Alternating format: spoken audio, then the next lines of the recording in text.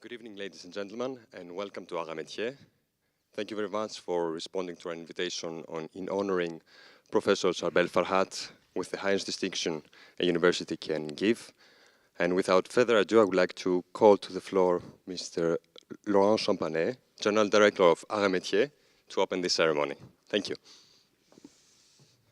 Thank you, Elias. Hi, everyone. It's a great pleasure for me to have you all here today for this ceremony for many reasons. The first one is because I know Charbel for a very long time now, thanks to my PhD advisor who is in the room, Pierre Ladvez. But more of that, it's been a very long time since Métiers has delivered a title of Doctor Honoris Causa. I don't know why. It's because of us, Yvan. It's a pity because it's an important ceremony. It's a way to put the light on the research of the school, on our international collaborations. So I would like to thank you, everyone who has this idea that makes that we are here tonight. Maybe a few words for those in the room who are not who don't know very well what Métiers is. Métiers is a public institution in France, a school of engineering, a grande école. We have something like 6,000 students in engineering only.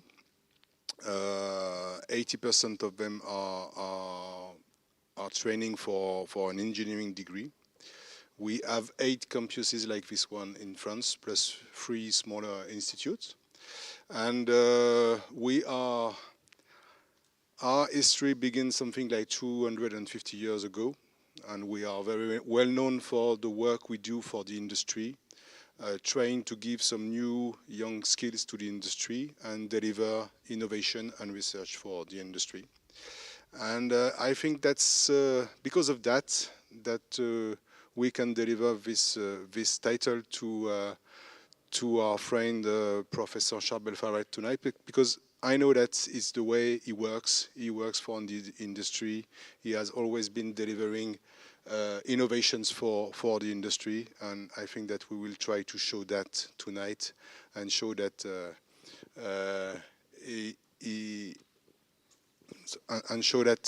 it was a good idea to deliver him this title. Thank you, everyone, and it will be a pleasure to have discussions with you after the ceremony.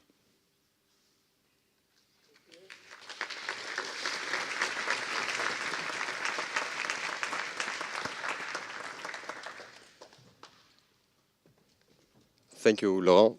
Before we pass to the next speaker, I would like to show you a small video of Métiers that puts in images what Laurent just described. Thank you.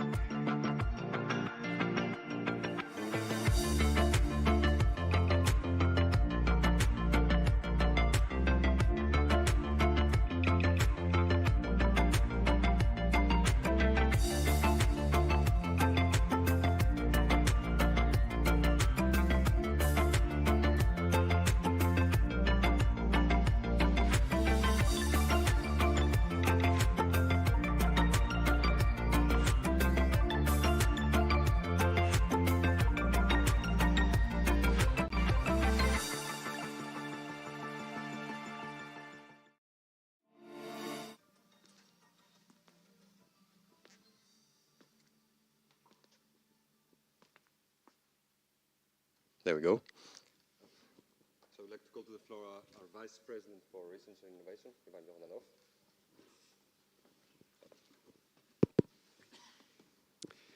Thank you. Good evening, everybody. So we are very pleased to honor tonight CHARBEL, and I would like to focus some history about the research at Métiers to explain why CHARBEL is of course very close to Métiers because of the strong scientific relationship for a lot of years, but also how the research that CHARBEL conducts in Stanford is closely in relationship with the research we want to outline at Métiers. So at Métiers we do research in engineering.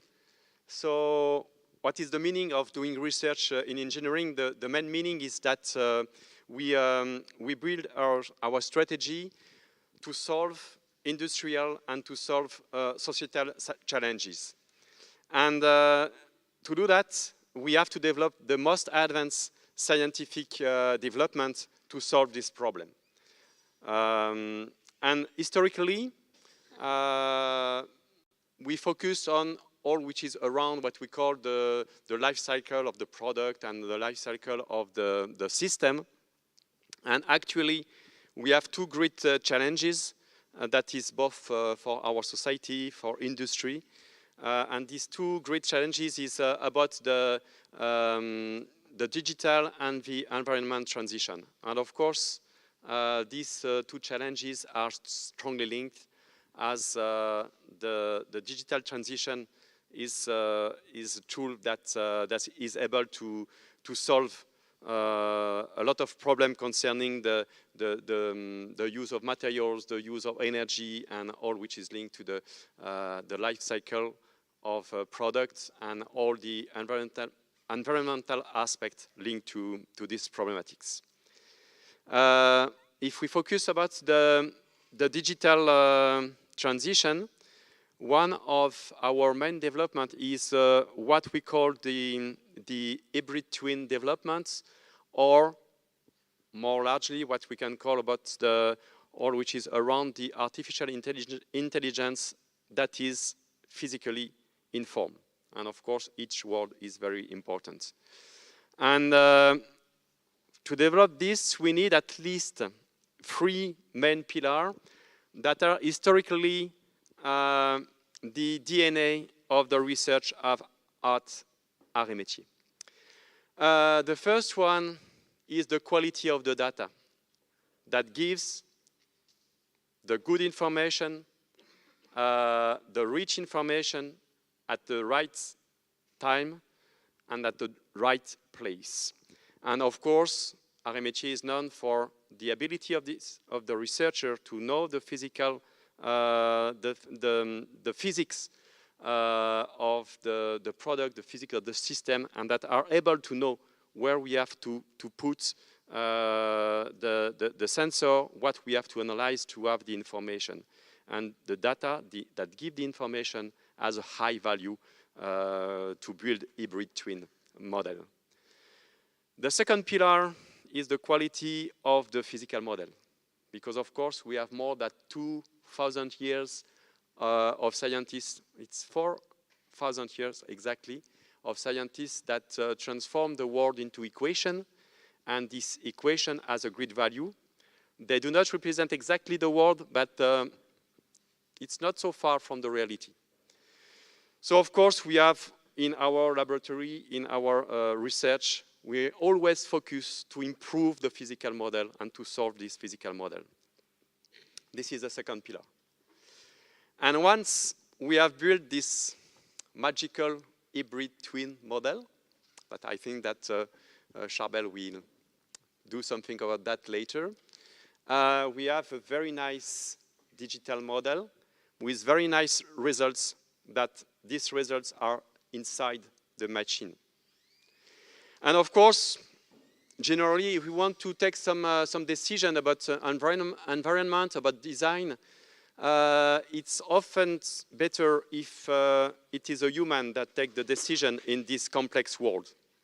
And to take the decision, we need to work with the computer, with the machine, and the interface between the human and the machine is the third pillar, which is very important to work on. So how we collaborate, how we transfer properly the information between the digital world and the human world. This is the third pillar. Then we are very pleased to honor our distinguished colleagues and friend, CHARBEL FARHAT, to this highest recognition of Dr. Honoris Causa of Arts et Métiers. Because CHARBEL has solved very complex and practical problems that have never been solved before, developing the most advanced numerical tools, and is the perfect scientific leader that we want to promote at Arts et Métiers. I think that some of his amazing realization will be presented later. I just want to recall that one of the famous realization was the fact that the robot Perseverance landed on Mars successfully, I think, yes, thanks to its great advance on the numerical simulation of the parachute opening of the robots. So if we can have some very nice scientific results, imaging of Mars, actually, this is a part thanks to CHARBEL and his team. As a conclusion, we are pleased to honor you, CHARBEL, for the long and continuing collaboration with ENSAM and our colleagues. One of our distinguished colleagues is Francisco Chinesta. You are a representative of the highest level of applied research we want to focus on, so research on engineering. Thank you very much.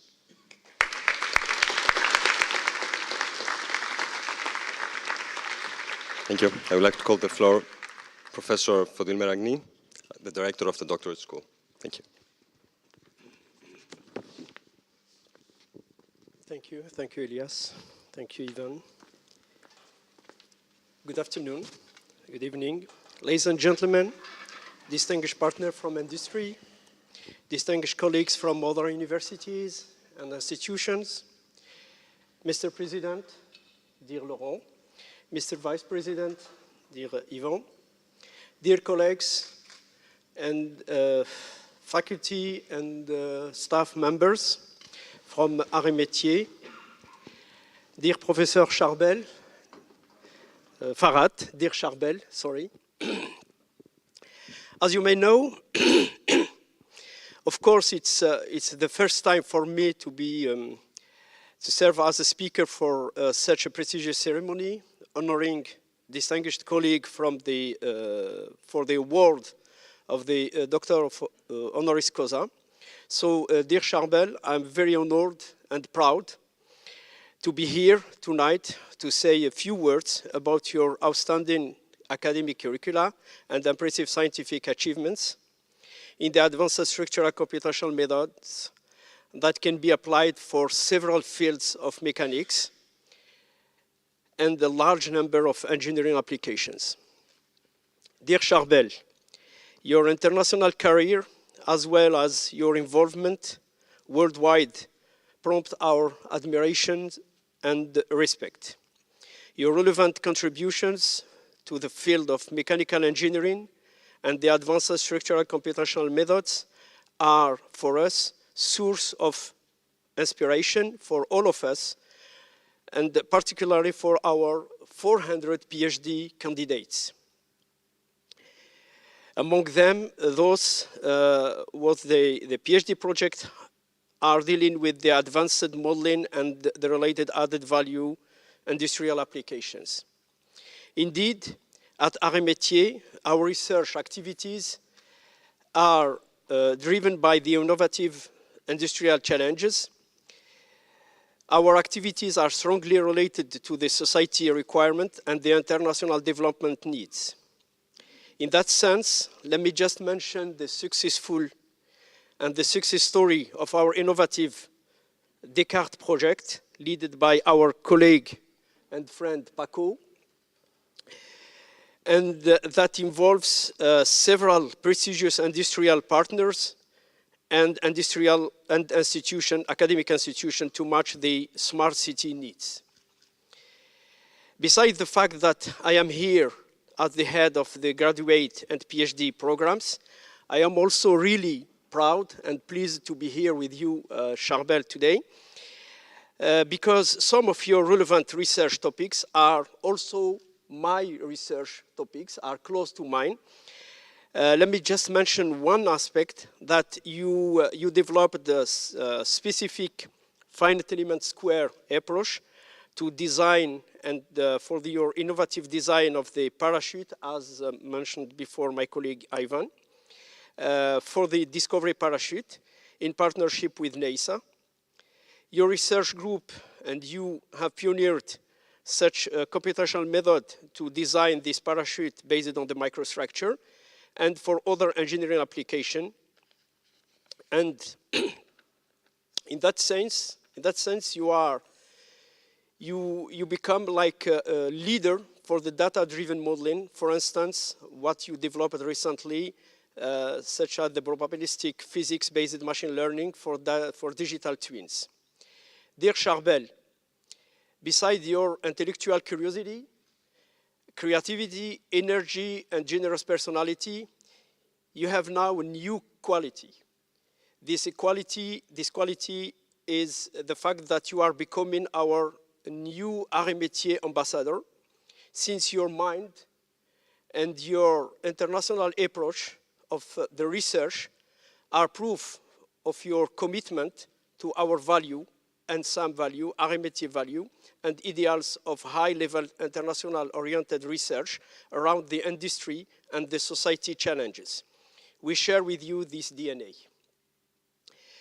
Your impressive success, your vast knowledge and skills that you spread through more than 500 papers, scientific papers in scientific journals, will necessarily guide and inspire our young researcher, our PhD candidate. We look forward to further and sustainable, fruitful cooperation in the future, dealing with common research fields for the benefit of our PhD students.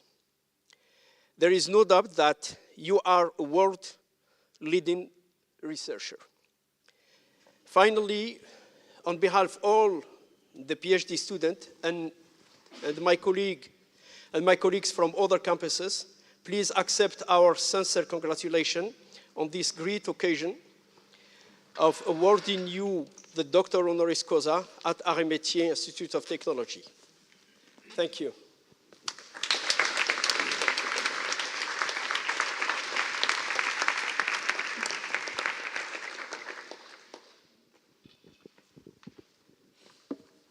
Thank you, Fadil. Now, I would like all of you to welcome a very talented engineer student of our Grande École, Youssef Gazbi, who will be playing the piano just for us tonight, and especially is going to be conducting a creation of his own. Thank you. Youssef?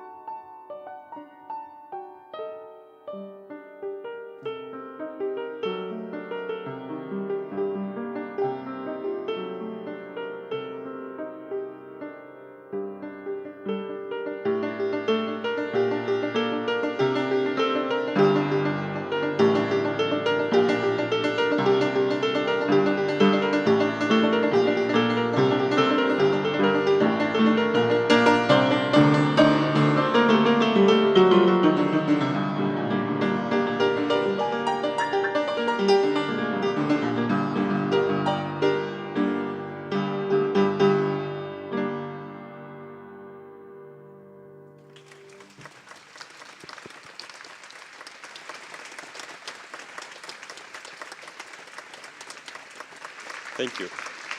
Thank you very much, Joseph. Thank you indeed. Wow. Professor Sinesta, would you like to take the floor for the traditional tribute to the honoree? I'm not sure if I need the microphone. In any case, my French colleagues speak English, and I prepare my talk in French, even if my French is not so good.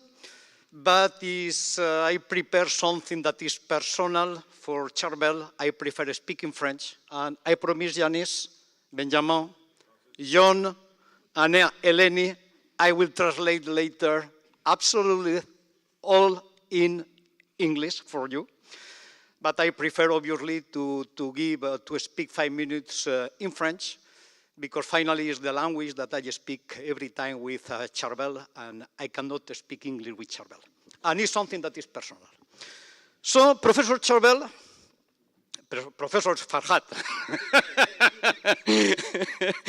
Cher CHARBEL, nous sommes réunis aujourd'hui dans cet acte solennel, mais quand même festif, pour te remettre le titre de docteur Honoris Causa de l'École nationale supérieure d'arts et métiers de Paris. On peut lire dans l'invitation que tu as reçue, issue de la plus ancienne tradition universitaire, le titre de docteur Honoris Causa a été officialisé sous la Troisième République par le décret de 20 juin 1918. C'est comme un centenaire.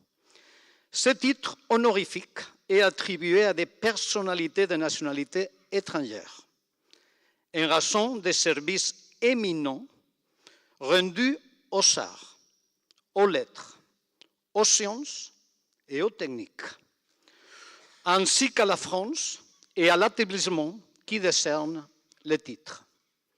Une fois que j'ai dit ça, je dirais, CHARBEL, que tu es dans chaque des mots que je viens de prononcer. Je ne reviendrai pas sur ton parcours remarquable, je dirais même remarqué. Probablement, tu vas nous dire un mot pendant ta présentation. Je ne reviendrai non plus sur ton CV, disons, exceptionnel. Un petit résumé a été fait par Faudil, que tous les présents peuvent trouver dans la dernière page de l'invitation que vous avez reçue. Les deux, les parcours et tes accomplissements, sont exemplaires, ça, il n'y a pas absolument aucun doute. Et c'est un exemple pour les jeunes générations, comme a été bien indiqué dans les discours de Faudil et les discours qui m'ont précédé. Et je dirais à la limite que tous les deux, parcours et accomplissements, ça a été quand même un exemple pour moi, personnellement. Maintenant, je voudrais résumer ce que je ressens pour toi. Et comme moi, j'ai bien malade au piton, je vais le faire avec un décalogue. Donc, je vais dire les 10 points que je dirais ce qui tu m'inspire et ce qui tu m'as inspiré. Le premier, c'est la France toujours au cœur. Remarquable francophone et francophile, je pense que tu as contribué à faire rayonner nos talents. Dans les grandes constructions que tu as élaborées, scientifiques et techniques, on retrouve souvent des Français que tu as accueillis à Stanford et dans des autres établissements et qui ont travaillé à tes côtés et qui ont fait, on va dire, des papiers qui ont été hautement cités. On pourrait parler pour dire que quelques mots, parce que je ne vais pas citer tout le monde. Roux avec Lafetti, Ansalem avec tous les Grassmanniens et la réduction modèle, Chadinatios, qui est dans la salle aujourd'hui, qui est professeur de l'université et qui a travaillé avec toi sur toutes les questions de humour. Et je dirais, bon, à un moment donné, on allait envoyer aussi Victor Champagné. Le Covid est arrivé, il a dû rester avec moi, et pour une fois, le Covid a fait quelque chose de bien. On ne va pas seulement parler des étudiants, on peut parler aussi de tes collègues. Certains sont dans la salle, et je suis sûr qu'ils te sont chers. Il y a Pierre Ladevès, il y a Roger Oyon qui nous a rejoint il y a quelques minutes, il y a Christian Soise, il y a Patrick Letalec, on pourrait continuer à en dire, et tout à la fin, peut-être on va retrouver Paco. Donc voilà pour le premier point, et la France au cœur. Passons aux deux. Avec une imagination et une créativité, je dirais, non bornée, tu as poussé la mécanique numérique aux extrêmes comme il a été dit, même en Mars. Mais on reviendra un peu plus tard sur persévérance. Bien entendu, les calculs, malgré les puissances ordinateurs, étaient trop longues. Je dirais que parfois étaient peu précis. Et ça, on le sait bien. Tu aurais pu t'offrir les moyens de calcul parce que tu y avais accès. Mais je pense que tu as préféré l'élégance à la force brute. Si les outils ne sont pas à l'auteur, construisons-les et il suffira ensuite de les utiliser. Ce qui ressort pour moi de ton parcours, je dirais à la limite, pour faire tout ça, il ne faut que du talent. Mais je dirais aussi que chez toi, ça ne manque pas. Troisième point, conquistador et pionnier. On dirait, tu as fait la FETI qui a permis de décomposer, tu as fait la POD avec l'hyperréduction, avec ces 1000 formulations et variantes qui ont pu accélérer les calculs. Et récemment, avec le machine learning, tu essayes de faire des choses qui deviennent de plus en plus précises. Pour extraire, on va dire, des modèles ou pour enrichir les modèles qui existent. Et ça, c'est quelque chose, effectivement, comme disait Ivan Jordanov à l'instant, que c'est ce qu'on nécessite pour l'ingénierie du XXe siècle. Point numéro 4, il y a quelque chose aussi que je vois chez toi, la science pour la technologie et la technologie pour la science. Moi, j'ai vu que tu n'as pas fait la science par elle-même, quand tu n'as pas fait la technologie par elle-même, tu as fait un bon dosage qui correspond très bien à ton, et je dirais même à notre cahier de charges. Nous sommes des enseignants-chercheurs dans les sciences de l'ingénierie. Point numéro 5, passionné. Il y a des semaines, nous étions au CNRS à Singapour. Il y avait autour de la table Laurent, Yvan, Faudil, Audrey, pour fêter l'accomplissement après une année de notre projet d'écart qui a été cité précédemment, autour de la modélisation hybride, c'est-à-dire ce que tu aspires et ce que tu fais, mélanger la science de l'ingénieur avec la science des données, pour la prise de décision dans des systèmes critiques, c'est-à-dire faire bien et faire vite. On avait quand même demandé des conférenciers de prestige. Le premier, c'était Cédric Villani, et le deuxième, c'était toi. Donc, bien évidemment, il y avait en présence dans la réunion le CNRS, la NRF, que c'est l'équivalent du CNRS à Singapour, il y avait les chefs de défense officiers, il y avait l'ambassade, il y avait les écoles, il y avait les universités, je dirais, il y avait tout le monde. Et tu nous as fait un topo sur l'alliance données-modèles, que c'est quelque chose qui se trouve au cœur du programme. Charbel, on t'avait demandé de parler 20 minutes. Dans ces événements, on sait bien que les minutes comptent et qu'elles sont très chères. Tu venais de rentrer de la Suisse après 24 heures d'avion et d'aéroport. Il était minuit 30 en Californie et quand même tu as parlé 30 minutes. Dis de plus. C'était rigolo, à la fin tu m'as envoyé un SMS que j'ai gardé parce que ça m'a fait sourire. Tu m'as dit, je m'excuse d'avoir pris 10 minutes de plus. Le problème, c'est que ce sujet me passionne.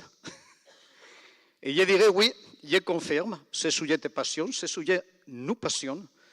Et je dirais même à la limite que tu nous as passionnés. Il y avait beaucoup de gens qui étaient dans la salle quand tu parlais.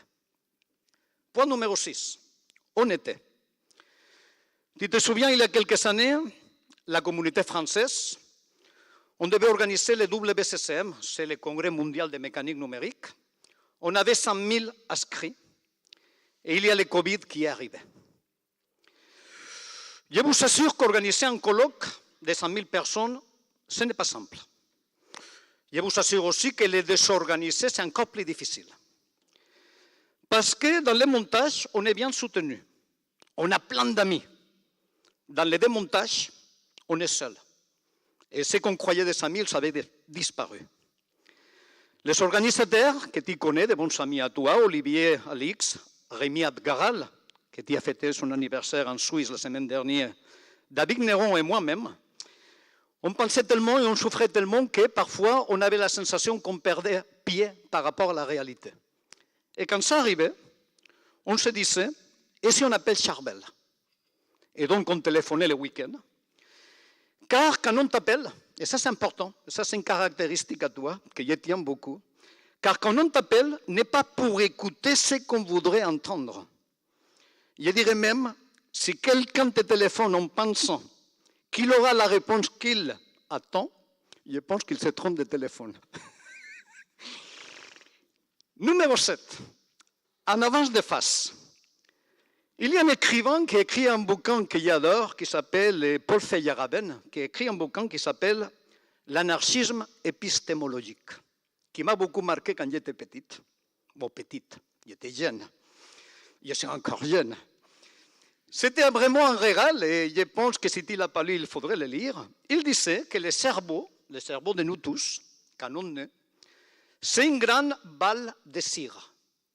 Et que quand on commence à aller à l'école, c'est qu'on nous versait de l'eau bouillante, qu'en se glissant sur le cerveau, sur la balle de cire, il va creuser des ruisseaux. Et il dit c'est bien dommage, parce que maintenant, chaque fois qu'il va pleuvoir c'est l'information qui va arriver, les données, l'information, l'eau, il va partir dans les ruisseaux. Et finalement, on ne va jamais explorer ce qui se trouve dehors. Donc, effectivement, ça c'est, quand on parle d'anarchisme épistémologique, ça veut dire les limites de la connaissance, parce que finalement, on est dans notre zone de confort, et finalement, il nous manque cette espèce de volonté d'aller explorer dans des terrains qu'on ne connaît pas bien. Donc, moi, j'ai toujours voulu sortir, parce que comme on attribue à Einstein, le changement de paradigme ne peut pas opérer à l'intérieur du paradigme, et je me mis à escalader. Bon, escalader dans un sens figuré, vous pouvez bien imaginer que je n'escalade pas. Et chaque fois que j'escaladais et que j'arrivais dans un plateau, j'ai retrouvé un peu comme quand on va à la Lune, on retrouve les drapeaux américains. Je dirais que j'ai retrouvé le drapeau de CHARBEL. Il était déjà passé. Il était déjà passé quand je suis arrivé à faire la réduction, quand je suis parti dans l'intelligence artificielle et quand je suis passé à travailler sur les jumeaux. 8. Dans ces conditions, on aurait pu imaginer qu'on allait s'éloigner, qu'on ne pouvait pas être des amis, qu'on était des concurrents. Moi, je dirais non. Cela aurait dit très peu de nous, et surtout, cela aurait dit très peu de moi. Nous sommes devenus des amis, et des vrais, et je dirais pourquoi des vrais, parce que tu n'as jamais rien me demandé, et je pense que je n'étais jamais rien demandé. Et donc, je dirais que oui, nous sommes ici, disons un peu comme ça, autour d'une excellence objective et désintéressée. Et ça, c'est important à le préciser. Point numéro 9. Je crois, CHARBEL, que tu arrives à accepter les honneurs. D'autres passent la vie à les chercher. C'est ça qui fait vraiment la différence. 10 et dernière, universel. J'ai commencé mon décalogue en disant que la France était au cœur. Moi, je porterai maintenant des éloges vers une dimension un peu plus internationale, pour finir.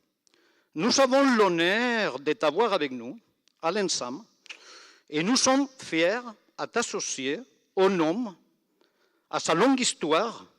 Récemment, à l'invitation de Faudil, tu avais présidé le prix Bessier. Et à l'occasion, tu avais pu discuter même avec la fille de Pierre Bessier. Mais au-delà de l'ENSAM, parce que l'ENSAM c'est important, je dirais la communauté française de la mécanique numérique, le CSMA, te remercie aussi de ton soutien pendant de nombreuses années.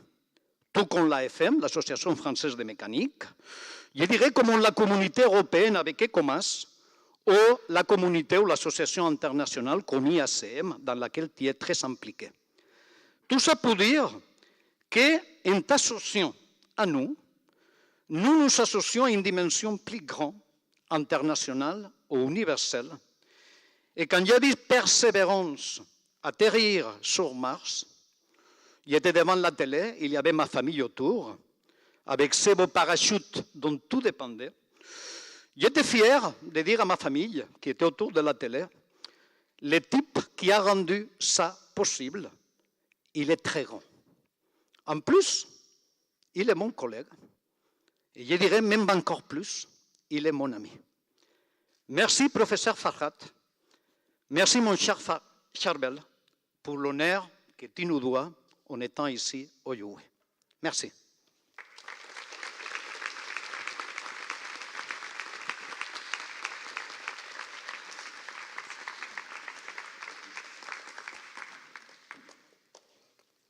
Thank you, Professor Sinesta, for these beautiful words. And I would like to call our General Director to the floor for the presentation of the doctorate, as you want.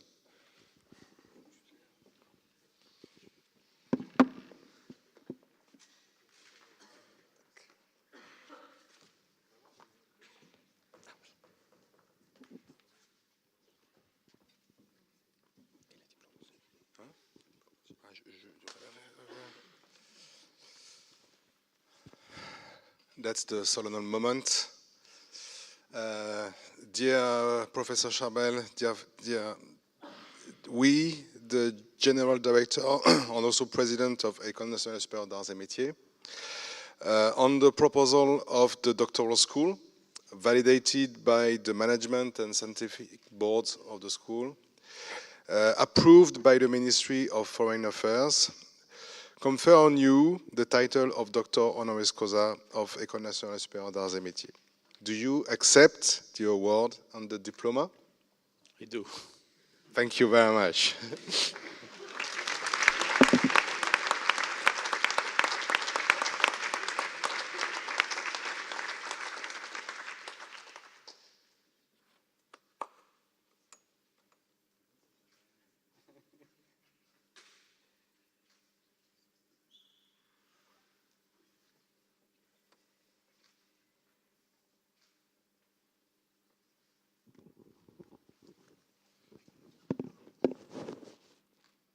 Un petit peu d'applaudissements.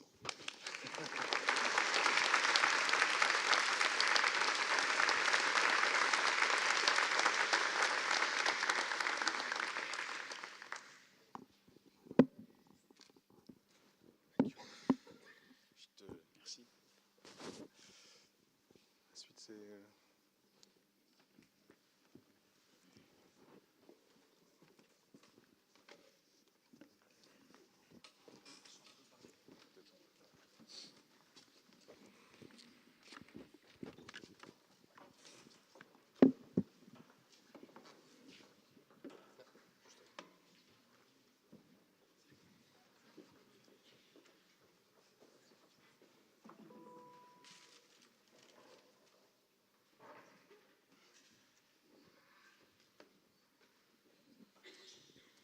Bon, je pensais faire ma... Il marche, là?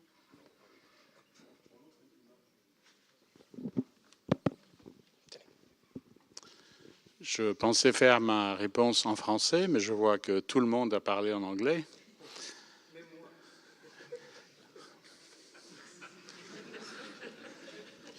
Mais je crois que, par égard un peu pour nos invités américains, suisses, grecs et partout dans le monde, et surtout pour mes deux étudiants qui sont ici, je vais finalement le faire en anglais. Je remercie l'École des Arts et Métiers, je suis vraiment très ému. Je remercie ma famille, je remercie mes amis, mais je remercie surtout mes étudiants. I'm sorry, I thought I was supposed to speak English. So, I am a very proud American citizen, but it is true, Paco, I feel like I've never left France, to the point that I said I was going to speak in English and I started speaking in French. In a moment like this, I really understand how my job is so easy.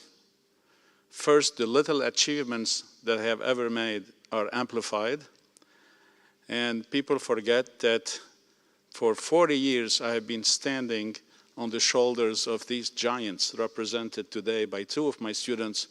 They do all the work and I collect all the awards. It's a good job to have. No one is going to complain. I hope they will get the reward in heaven, as they say. In any case, I thank the school, I thank my family, I thank my wife, my friends, I thank everybody who has made this possible.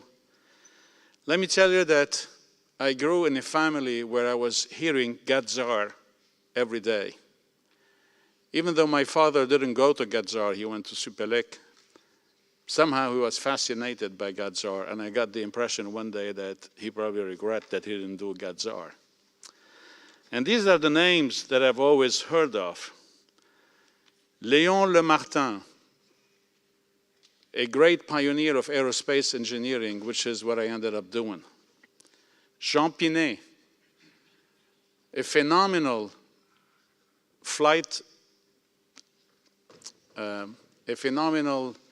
fighter pilot who was qualified to fly fighter jets in France and in the US.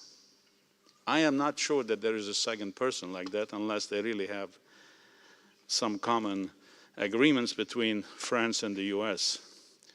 Pierre Bézier and the Bézier curves.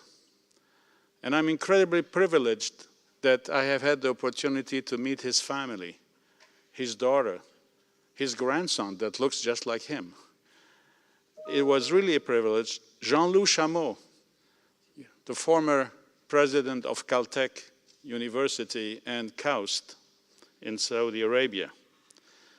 And then Youssef, when I listen to your music, I am not surprised that about 10 years ago, I learned that Henri Verneuil is a Gadzar, and Alain Barrière is a Gadzar. Two phenomenal names in the music and in the movie industry who were actually engineers. It reminds me of one CEO of Lockheed Martin that I had met, president in Colorado, who told me one day, my kids can do whatever job they want to do, but first they're going to have to get a degree in engineering. I think that slide says very well why it is. I knew that Paco would resonate very well with a talk on physics-based machine learning and digital twinning. But before I talk a little bit about this, he asked me to tell you a little bit where I come from and how did I end up doing what I'm doing? So when you get my age, you start reflecting on the past. And you start seeing whether you've done the right things, what could you have done any different. It all started, I was raised by the Jesuits. So maybe I was born to be French, even though I am not French. And the best thing that has ever happened to me is that I was really raised by the Jesuits. First, in Lebanon, in Beirut, I had to learn how to use this tool. I don't think, Joshua, you have any idea what this tool is. That was my supercomputer when I was 12 years old.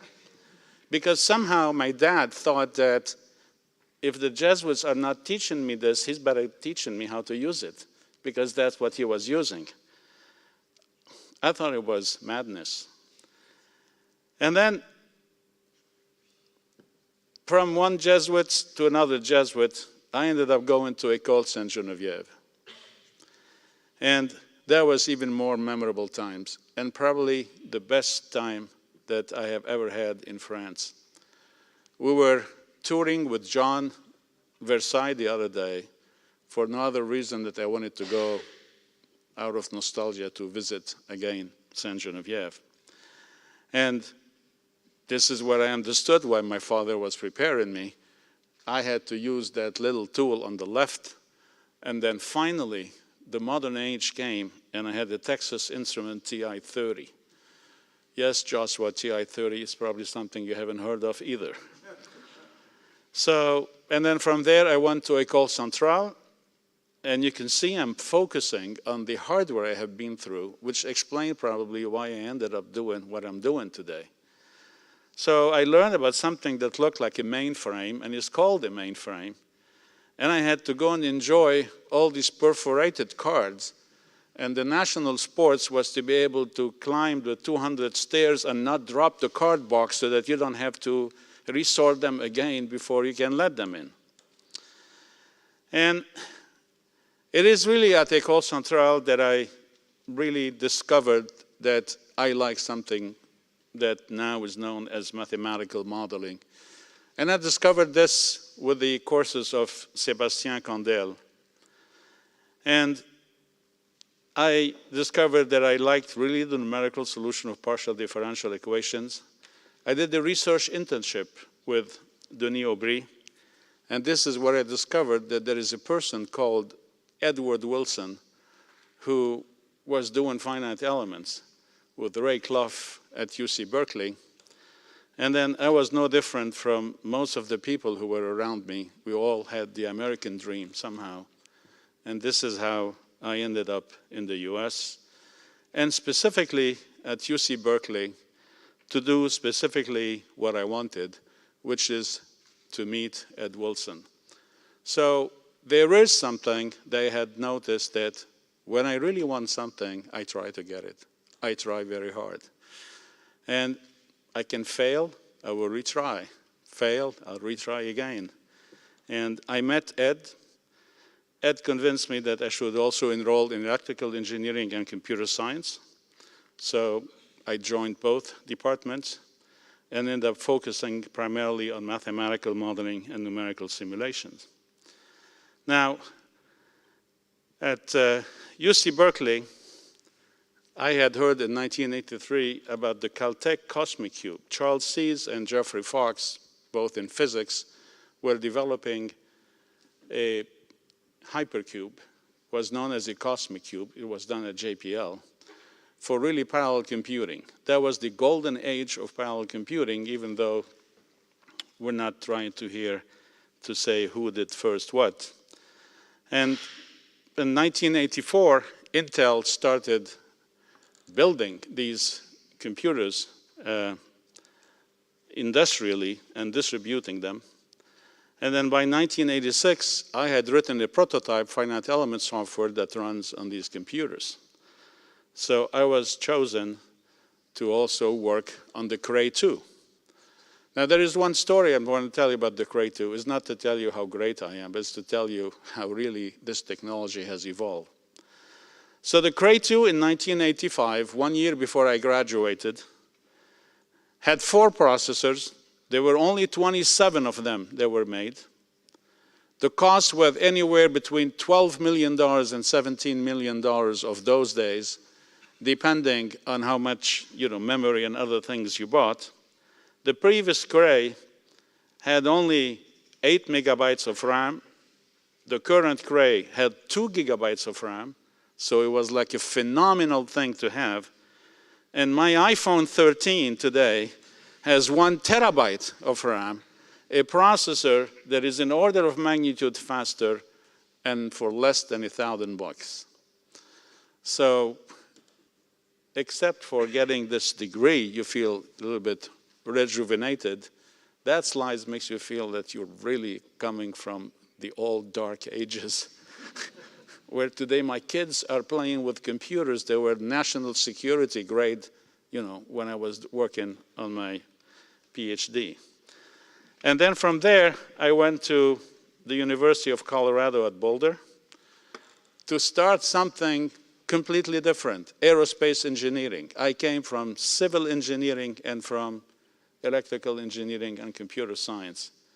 I have to say there is something absolutely phenomenal in the US, is that they take you for who you are and not necessarily for anything else. And somehow people trusted that I would do well in aerospace engineering. I spent 1 year and I felt like I never left France. So I went back and I took the best that France had, my wife. I had met her at École Centrale, and I had met her again at University of California. And she has always been with me. And probably she would have argued with the lieutenant to fly with me the F-18 if they would allow her.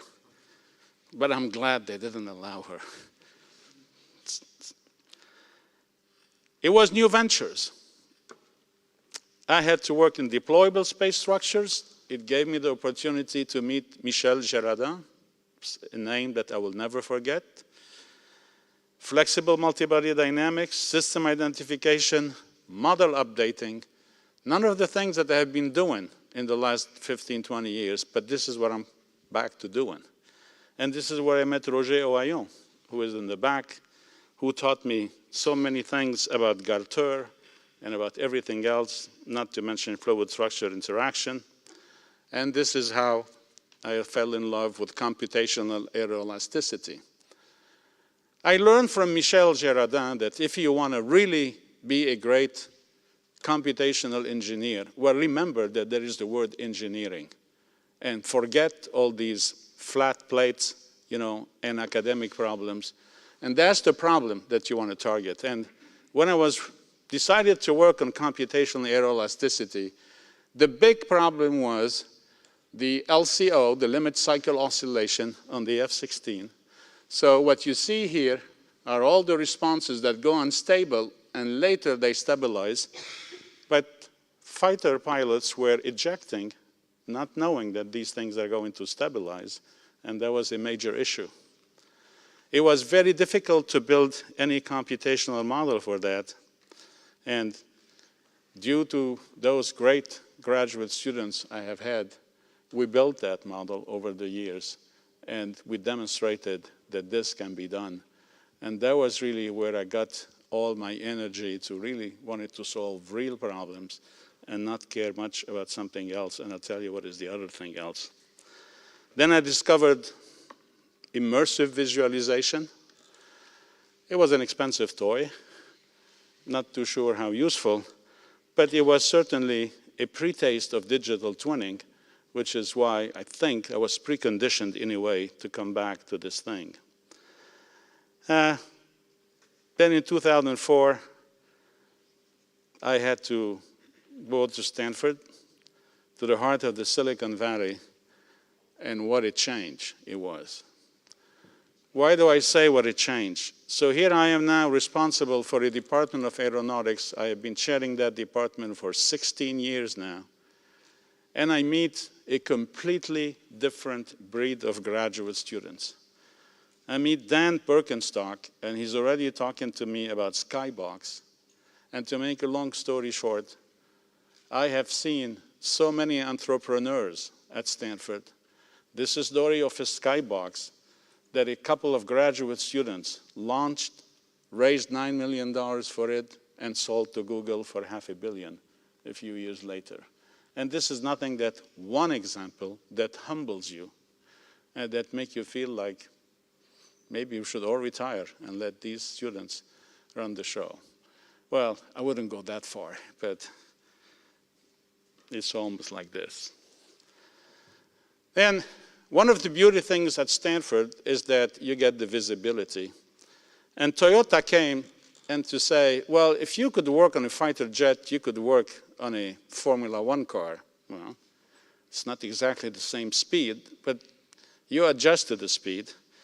And by working on that car, we ended up in design, and this is something that a Lebanese fellow, CHARBEL Boumosli, came with the observations by analyzing these movies and the results that these mirrors, they have no reason to be here, make a long story short, that they could be here. And 2 weeks later, we were both in Cologne. So this is Cologne on a Monday morning. This is on the track. Look where the mirrors are. On a Wednesday afternoon, this is where they were. And the next week, Toyota, for the first time, went on the podium.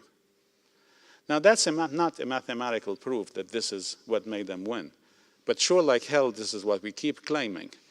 And then when the pilot, the driver, complained that the mirrors now are sticking on sticks that start buffeting because of the wake that comes from the tires, they moved them back.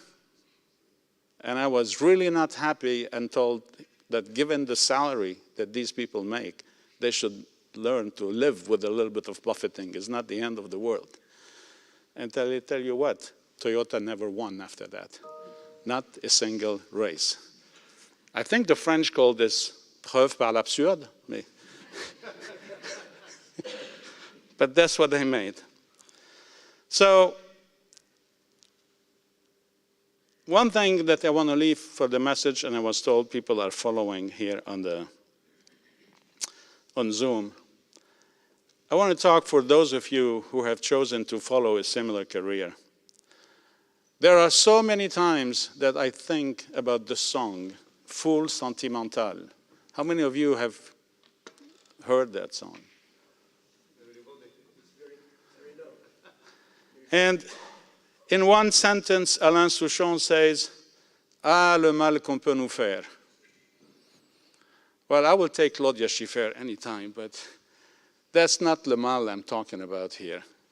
Is this disease we have in our profession now? It's called Google Scholar and the citation. It's really distracting from what really matters towards what is becoming a... This is what people tell me it was like the consequence of well-intended things, but they end up being not so well-intended. So I can assure you that no one really cares about it except those that promote it. We don't care about it at Stanford. They don't care about it at MIT. I don't know about France. They don't care about it in many places unless it's really, really low. So if you can, just enjoy yourself, get yourself on a fighter jet, get yourself on a Formula One car, do whatever. That's really what matters, and not the fact that 10 people or 10,000 are going to cite you. So, Paco, yes, you don't need a micro. This is the first time I met Paco. La Devez was organizing and championing this series of workshops on reduced basis, POD and PGD. This is where I met Paco. And one thing I remembered is that he really does not need a mic. And it's really something to listen to Paco. So I was absolutely impressed. But I don't think I dared ever try to do the same thing here. So from this, I want to talk a little bit about what came out of these series of workshops. And something that really, I have two great people here representing my students. I have most of what I'm going to be talking about is the work of Faisal, and a lot that was enabled by the work of Joshua, is this physics-based machine learning and the impact that it's having on our community. Actually, if you say physics-based machine learning, that's already pretty good. Usually it's machine learning, and if it's physics-based or not physics-based, that's not really the big deal. And I'm going to take two simple examples that pertain a little bit to what we heard about. So one is about constitutive modeling, or for things that are complex and complicated.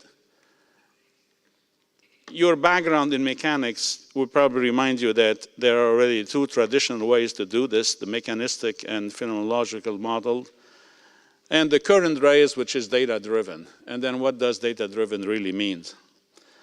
So essentially it means that you take the data and you do some regression of some form. It used to be a response surface. Now it's called a neural network because it has some very interesting mathematical properties. Lots of things appear like they have been discovered 2 years ago. I think we have an expert in the field who shows you that ResNet was done 15 years ago, if not 20 years ago. But the point is that you could focus on teaching, you could focus on, learning the parameter of data with a neural network. Or you could focus on, instead of learning, you can focus instead of the dual thing, which is teaching the neural network to learn something about mechanics rather than to learn simply the parameters of the model. I mean, there are reasons why in engineering we believe in objectivity, in material stability, in dynamic stability, in internal variable stability, in the second law of thermodynamics, or for God's sake, in preserving rigid body modes. So, and even when we care about them, if you look at how any physics-based constraint are being enforced, well, you really throw them all in the loss function. That's what I call throw in the kitchen thing at the loss function. And at the end, you're building a loss function that you have no clue what it really represents, given that it's a composite function of so many things. When actually you could do something else. You could simply say, all right, it's a great invention by mathematicians and computer scientists, but we have our engineering problems. We have to get the inspiration from there, but we have to retool these things so that they solve what we are interested in solving. I mean, one has to remember that at the end of the day, machine learning was done for the problems that did not have a physics-based equation. But we are in engineering. Most of the problems we deal with have physics-based equation. They may not be great, but they're a good starting point. And then we can complement them and learn from the mathematicians to improve our skills. So we have been focusing on enforcing these physics first by figuring out what input and what output should we focus on for a neural network. There are many measures of stress, there are many measures of strain, and they don't learn the same way, and you don't teach them the same way, and these are technical details. You have to figure out how to design the architecture for your neural network, because you're not trying to rediscover an image, you're not trying to do speech recognition, you're trying to represent a mechanics which has its own features. And then, of course, the construction of the loss function. So this is an example that Faisal and others have done. So this is the infamous parachute. And this was done in order to accelerate finite element square by simply making it learn the constitutive map using the ideas that I talked to you, that I mentioned now. This is what a standard regression deep neural network that you download from PyTorch and you run on trying to represent fitting the data. You can see that because of this mild, well, I don't know if it's so mild, there is a nonlinearity here in the fact that the fabric cannot take compression, so you get a nonlinearity, but then it goes very straight, linear.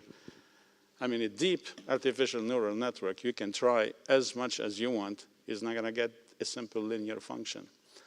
To the point that good colleagues at Caltech said, well, that's because you need to do this in a stochastic sense. Well, probably, but this is when you teach mechanics to the neural network, then it has absolutely no problem, because if we learned it, the neural network can learn it. But that's the duality between not only learning the parameters of the model, but also teaching the architecture to a neural network. So if there is a learning, there is a teaching, and vice versa.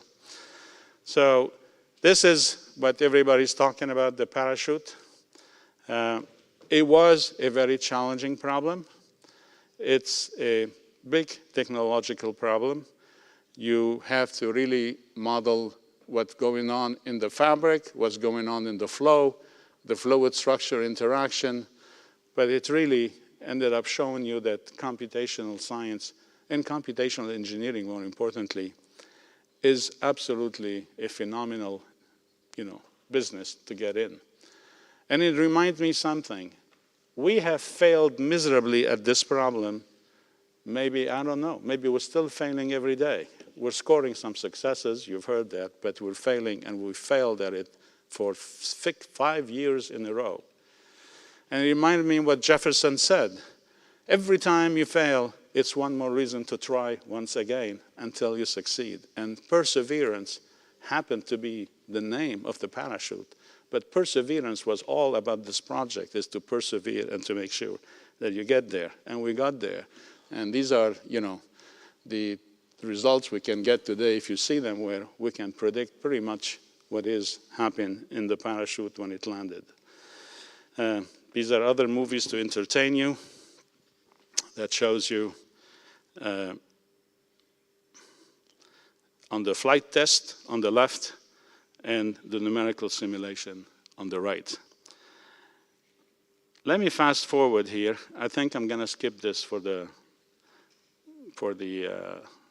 time, because I'm the one standing between you and the cocktail here. Well, I'll show you just one thing, because that's my passion, as Paco said. That's what we're working on right now. I won't go through the work, but just to show you what is that we're trying to achieve here. So this is autonomous landing on a carrier. We know how to do this in the US. I don't mean we, I mean the community knows how to do it. But if you see, this is landing successfully, completely autonomous in a calm sea. This is autonomous landing now of a helicopter in a rough sea. There is a pilot inside the aircraft, and there is an assistant on the deck of the carrier, and is not going to land. And that's what makes it difficult. And that is going to be very impossible to put in a black box and do what you cannot do. So that's what we're working on with digital twinning to be able to enable. And I'm going to show you phase one. We have done that. And this aircraft that you see here is flying with a digital twin that graduate students have built at Stanford based on all this outcome of this research work, based on model reduction, based on a number of things, and based, most importantly, on the collaboration between people. Now, I'd like to make final comments on this topic that is exciting all of us these days.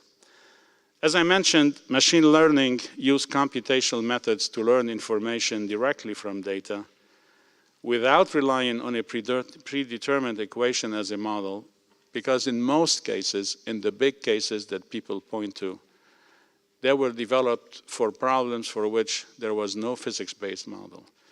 If you are a banker and you want to decide whether you give a loan to a person or not, there is no partial differential equation, even though somebody probably could cook up one, but there is not one that is well known that most people would agree on. Now, another way to say this is that machine learning algorithms have been developed primarily for problems for which no predetermined equations are available. But we're in the business of problems where we have physics that are available. We can also have data. So conventional wisdom says you do a 2x2 block and you see how reliable are your physics-based model, low reliability versus high reliability, and how much data do you have? Little data versus lots of similar data. And then based on where you fit in that 2x2 box here, then the answer should be the right answer. Well, I am really not so sure about this, because people keep forgetting that in many engineering problems, the data is not there. If you're working on the next hypersonic aircraft, which is what in my profession we're excited about, you're lucky if in your career you'll get 2 experiments done and 2 pieces of hypersonic flights. You're not going to see them like the data they have in the medical industry, because every time you go to see your doctor, you're paying a fee and you're leaving data behind you. But when you want to fly the next missile in hypersonics, no one is paying for it. It's really your government that is paying for it, if they are willing to pay for it. And it takes 4, 5, 6, 7 years to be able to get there. So I would really conclude with this. I have attended in 2017 NIPS, and I heard a phenomenal speaker. Ali Rahimi. Were you there? Ali Rahimi won the NIPS Test of Time Award. The Test of Time Award is given in that community for a paper that has achieved impact over 10 years. And the impact is not measured by citation, is measured by testimonials of people that have built things with it, you know. So the title of the paper were Random Features for Large-Scale Kernel Machines. You already needed to be an expert to really understand the paper. I had a hard time reading it. I had read it 3 times, and there was a paper that appeared in 2007. And in his acceptance of the award, Ali Rahimi gave a 5-minute speech around the following 2 points. He reminded everybody that Andrew Ng, who was my colleague at Stanford, which is still my colleague in a way at Stanford in computer science, had said that AI is the new electricity. And Ali said, machine learning has become alchemy, which means really people apply it. I mean, I understand that. I think he was really pissed off by this thing. And this is a top expert saying this, that he was discouraged by seeing the number of people who use it. Just you download PyTorch left and right, and you apply it. You know, you write your paper, and you move on. And then you're left wondering, what have we really done? It's the same thing. Now, let me just caution you that not everybody buy into that. Actually, Ali has been the subject of so many attacks by social media because he said that. People have been reminding him that the Eiffel Tower was built without finite elements. Well, I mean, in that case, the Temple Romans were also built without finite elements. I'm not sure what the relevance is here. That the Wright brothers flew an airplane without understanding fluid dynamics. I'm not too sure of, by the way. I'm not even sure if it is a historically correct comment. But the point is that science has evolved, and one great strength of this French school of thought is that you try to understand a problem fundamentally before you try to apply it. And then, of course, as an engineer, you better apply it very well. Thank you very much.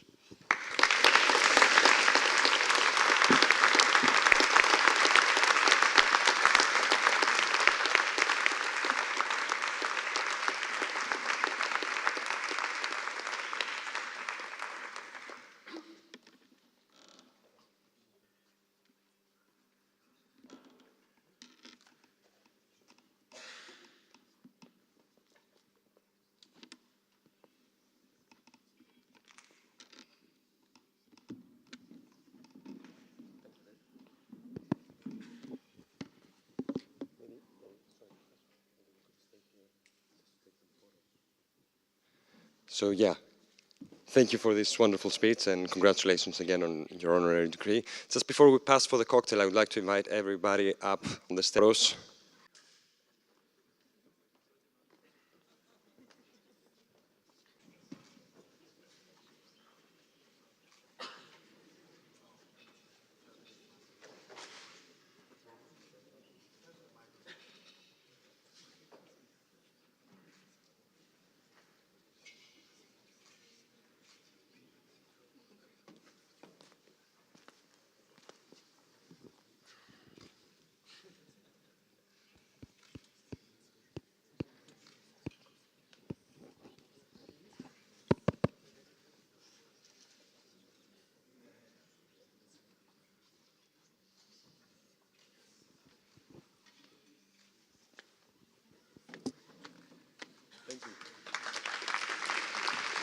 Je remercie tout le monde. Oui? Ouais. Non, mais c'est...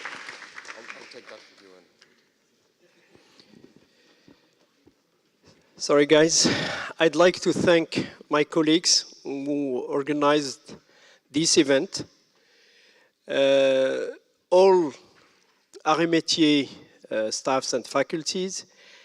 And I will invite you to join me to warmly thank my colleague Elias, who was really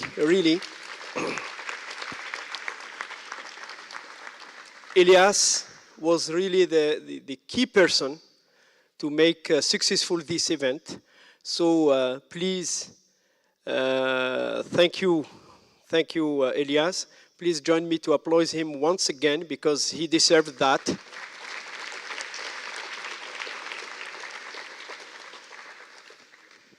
Elias? Non? Tu annonces le...